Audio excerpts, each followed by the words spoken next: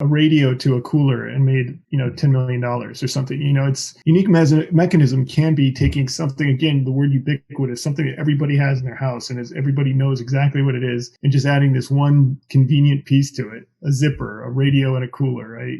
Whatever it might be. And all of a sudden it becomes this whole different value, and it's therefore the unique value proposition.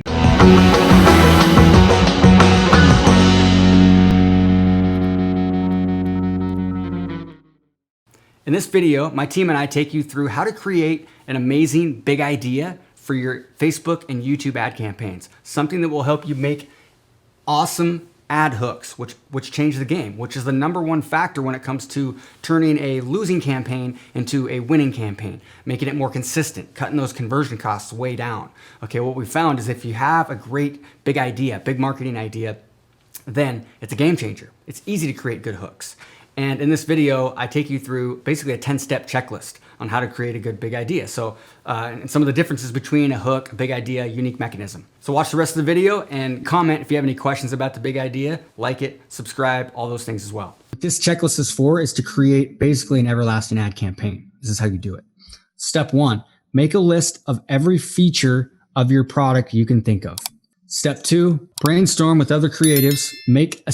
So while you're brainstorming with some other creative people, make a separate list of every possible benefit those features can provide. And this might be with your team. It might be with a copywriter. It could be with anybody. It could be on your own. Make a separate list of every possible benefit those features can provide. You guys have probably all done this. Now, identify a rising trend in your market, a new trend. What is it? What is a new trend? Everybody write it down right now. Try to write down one new rising trend that's happening or you see happening in the future. When I created the name, the Everlasting Ad Method, I knew that like YouTube ads have been around forever. We've been wanting to make those a part of our business. I was trying to get my old partner agency to be running YouTube ads the entire time. That we didn't, but that's okay. We became a really, really good Facebook ad agency. But a couple of years ago, I just saw how important that YouTube ads is going to continue to be and to me, it's just the beginning still with YouTube because of what's happening with social media and with the privacy issues and YouTube, it's a different beast. People don't see it that way. YouTube is basically where TV was in the 50s. And so, but it's becoming more and more corporate. So it is a rising trend, even though it might not seem like it, but it kind of is. And so that was, for me, but it was also the separate, the all three platforms. So I'm thinking about, the reason I'm telling you my example is because it's the process. I'm trying to bring in all these elements to have one idea that's really good. And when it happens is when you do this right, just like Todd Brown says,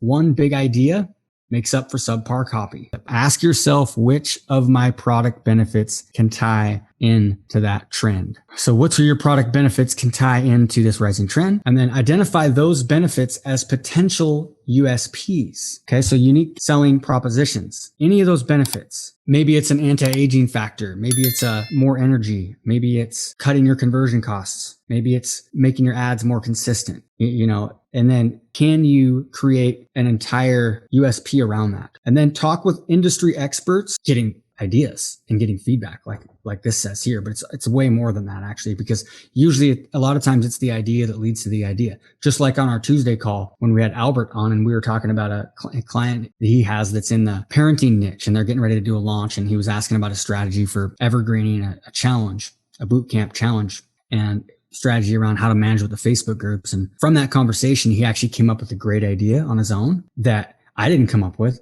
but I was talking through it with him on the original problem. But through that conversation, he just saw things from a different perspective and an idea that popped in his head that's going to kill it for him. And so that's important too. So we're going to find out which ones are the strongest. And then also, of course, interview your customers too, or deep dive survey them. Use Ryan Levesque's deep dive survey process. And then what you're going to do now is create a big idea for each potentially strong USP. And when I say USP here, this is taken from that Audible book that I was just playing, Ready, Fire, Aim, Mark Ford, founder of Agora and hundreds of other companies. 1. The big idea.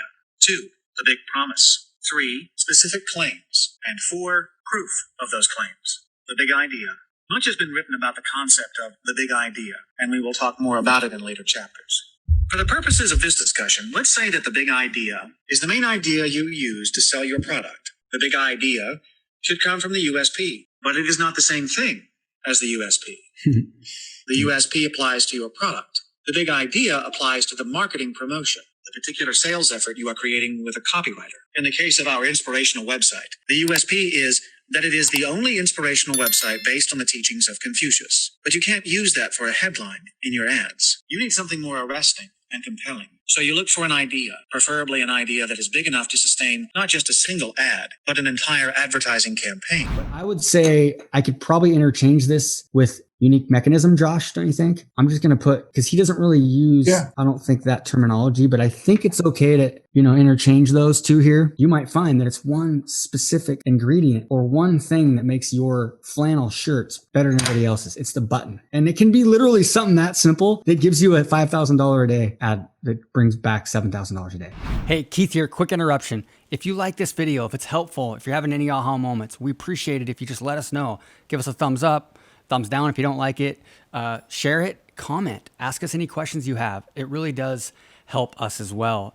And it sends a signal to the algorithm that this video is valuable. So if you do that, we appreciate it. And as I hope you appreciate the content that you're learning right now. All right. So let's get back to the video. Isn't it, Josh? It's crazy. Yep. One simple thing, like you had a client that had the simplest product. I mean, that's kind of not the best example because the whole product was so simple, but it was was it the rings, right? They would replace their. Yeah. It's silicone ring that basically people would, now they're huge, but when we started working with them, they weren't as common. Now I see them everywhere, but it was just a safer ring for people who are active. And then they started doing licensing and stuff like that. But yeah, it was a very simple, easy to understand product that had a very specific benefit and had some really good marketing behind it too. They made some great videos as well. And that's the whole product, but that could be an example of, one ingredient or one element of the unique mechanism that they decided to make a marketing campaign around, and it changed the game. We have a client who's we just continue to just crush for them, and